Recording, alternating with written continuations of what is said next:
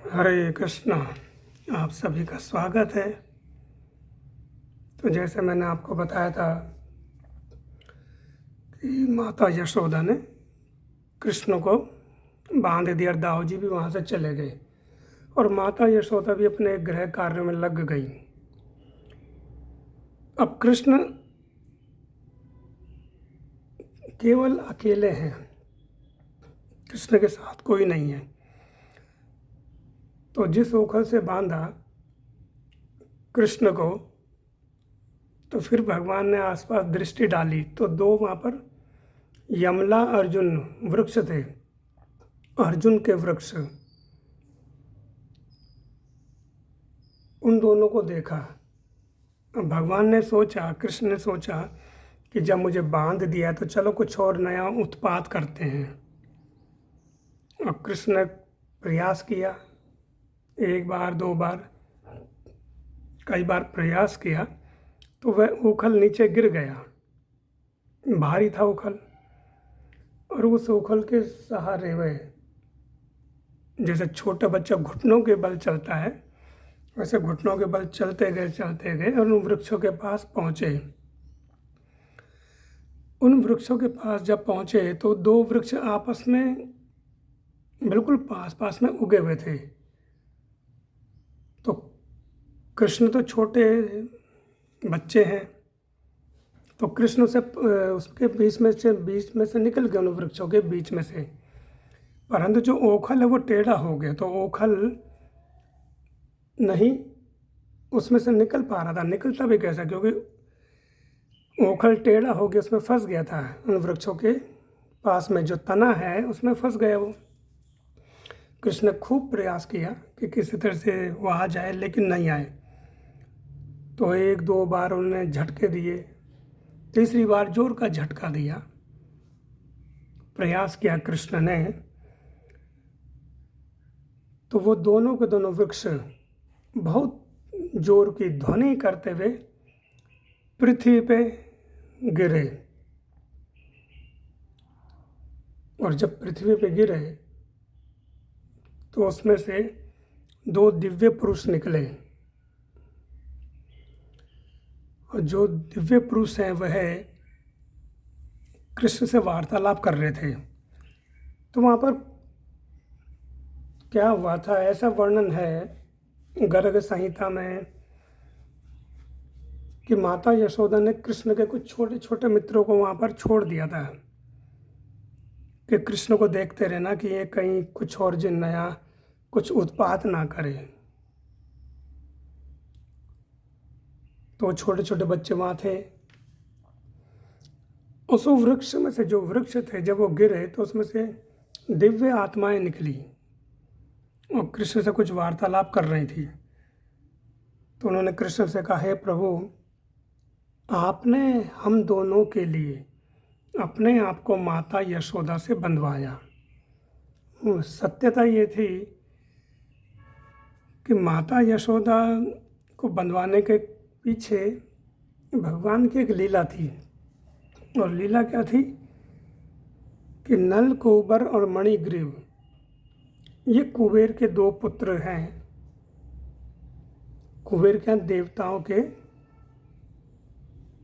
कोषाध्यक्ष हैं। एक तरह से जो धन है, धन का देवता उनको कहा गया है। तो ये दोनों के दोनों पुत्र धनी व्यक्ति के एक तरह से संतान है। और प्राय हम ये लोग देखते हैं कि जो व्यक्ति धनी होता है, प्रभुपाद जी और गुरु महाराज भी कहते हैं, अगर जो व्यक्ति भक्ति में नहीं होता तो वो क्या होता है, वो बिगड़ जाते हैं। हम देखते हैं बड़े बड़े, आप देखें जितने भी भोग विलासिता की सामग्री या कुछ ऐसे स्थान होते हैं, वहाँ पर खूब धनी लोग जाते हैं, क्योंकि पैसा होता है। मदिरा पान करना, मांसाहार करना, या और कोई बड़े बड़े नशे करना, जो नशा है इस तरह का, उसमें ये धनी लोग ज़्यादा होते हैं। क्योंकि वो कुछ जो वस्तु है नशे की, वो महंगी भी आती हैं, एक आम आदमी नहीं खरीद सकता उसको। तो भागवतम में यही हमें शिक्षा मिलती है, मणिग्रीव और नलकूबर के माध्यम से, जो दोनों के दोनों भी ऐसे थे। तो एक बार क्या हुआ, कैलाश पर्वत पर सरोवर में वह अप्सराओं के साथ स्नान कर रहे थे तथा वह नशे से उन्मत्त थे। तो नशा उन्होंने क्या किया था, उन्होंने सोमरस का पान नहीं किया था। सोमरस एक अलग है और मदिरा अलग, इनमें बहुत अंतर है। लेकिन उन्होंने, ऐसा कहा जाता है कि वह मदिरा पान किया हुआ था, क्योंकि वो देवता पुत्र होने के कारण बिगड़ गए थे और अप्सराओं के साथ निर्वस्त्र होकर के वह सरोवर में जल क्रीड़ा कर रहे थे। तो उधर से नारद मुनि जा रहे थे भगवान शिव से मिल करके। तो जब उन्होंने देखा तो नारद मुनि वहाँ सरोवर के पास खड़े हो गए। जो अप्सराएं थी वो इतनी उन्मत्त नहीं थी, यानी नशे में नहीं थी, तो उन्होंने तो तुरंत निकल करके क्या किया, अपने शरीर को ढक लिया वस्त्रों से। परंतु ये निर्लज की तरह जो सरोवर में ही जल क्रीड़ा कर रहे थे, एक दूसरे ऊपर जल डाल रहे थे, बिल्कुल निर्वस्त्र होकर गए। तो नारद मुनि ने देखा और मन में ये विचार किया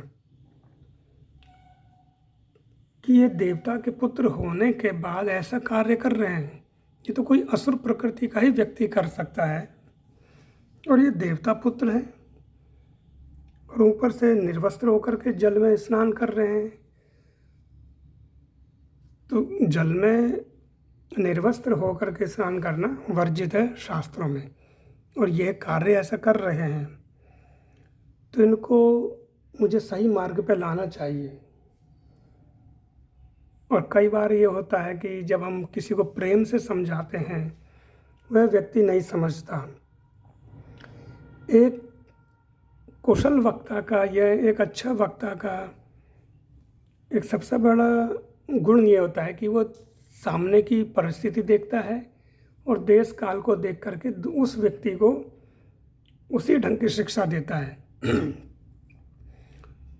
तो जब उन्होंने देखा कि इनको प्रेम से समझाने का कोई मतलब ही नहीं, क्योंकि इनकी बुद्धि काम नहीं कर रही है। तो कई बार होता है ना, जब हम लोगों को प्रेम से समझाते हैं, हम देखते हैं प्रशासन या सुरक्षा कर्मी क्या करते हैं कि लोगों को समझाते हैं, जो यातायात के नियम तोड़ते हैं, वो नहीं मानते तो उनको दंड देते हैं, या तो उनके ऊपर जुर्माना लगा देते हैं, तो कहते हैं चलो तुम्हें जेल में बंद करेंगे। कारागृह में जैसी नाम आता है तो उनकी बुद्धि काम करना आरंभ कर देती है। तो वैसे नारद मुनि ने सोचा कि इनको प्रेम से समझाने का कोई यहाँ पर अर्थ नहीं है। तो उन्होंने उसी समय कहा, अरे दुष्टों, तुम ये देख रहे हो कि मैं तुम्हारे सामने खड़ा हूँ, और तुमने ना तो मुझे प्रणाम किया और ना ही ये नदी से जो सरोवर है उसमें से निकल करके तुमने अपने आप को ढका। तुम निर्वस्त्र होकर के जल क्रीड़ा कर रहे हो और मुझे देख भी लिया और मेरा परिहास भी कर रहे हो। तो मैं तुम्हें श्राप देता हूँ, तुम वृक्ष बन जाओ। तो जैसे ही उनको ये सुनाई दे कि श्राप देता हूँ, वृक्ष बन जाओ, तो उनकी बुद्धि एकदम सही हो गई, यानी इनको अब दंड मिल गया।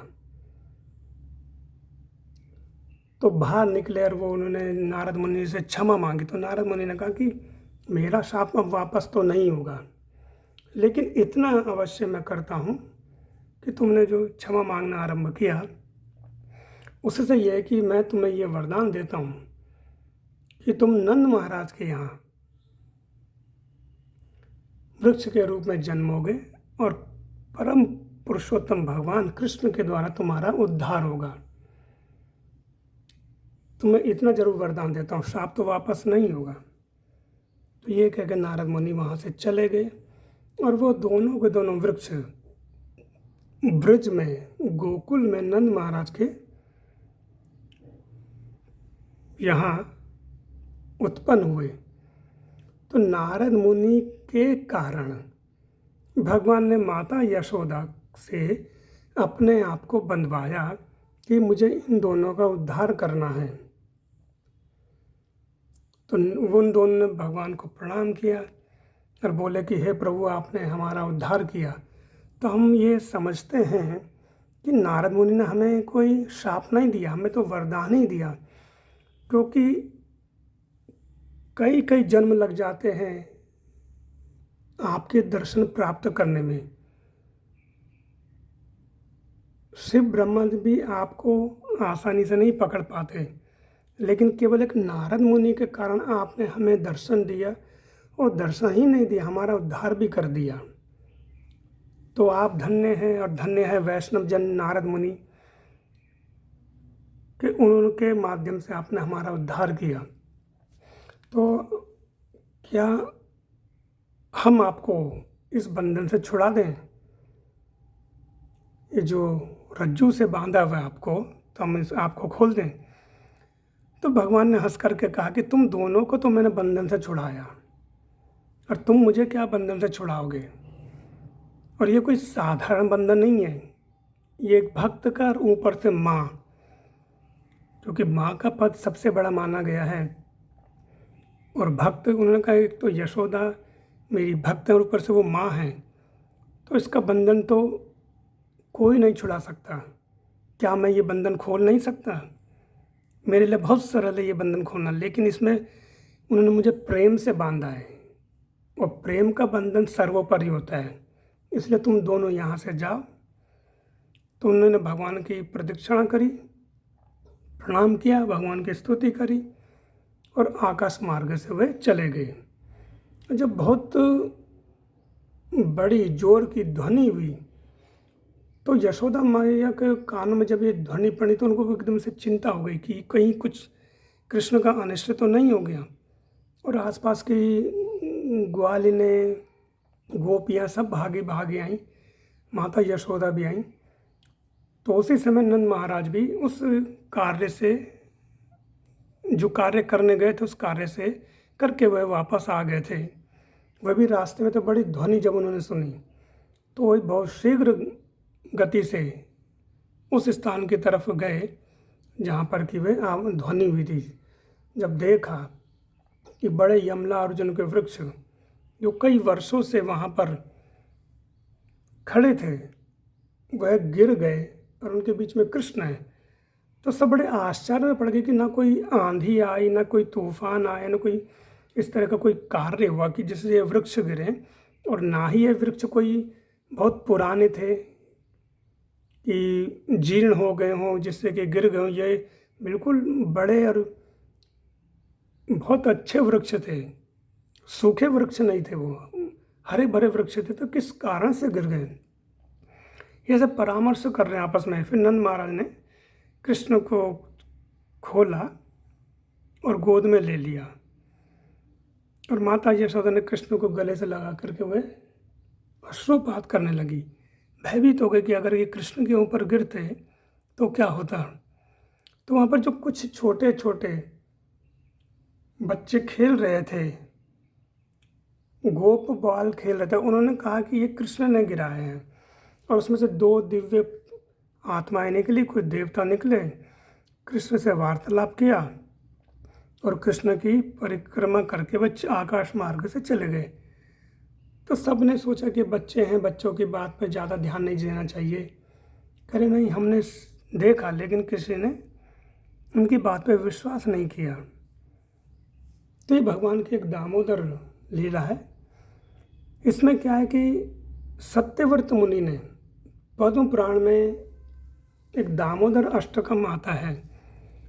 दामोदर अष्टकम माने 8 श्लोक या 8 उनके भाव हैं सत्यव्रत मुनि के द्वारा।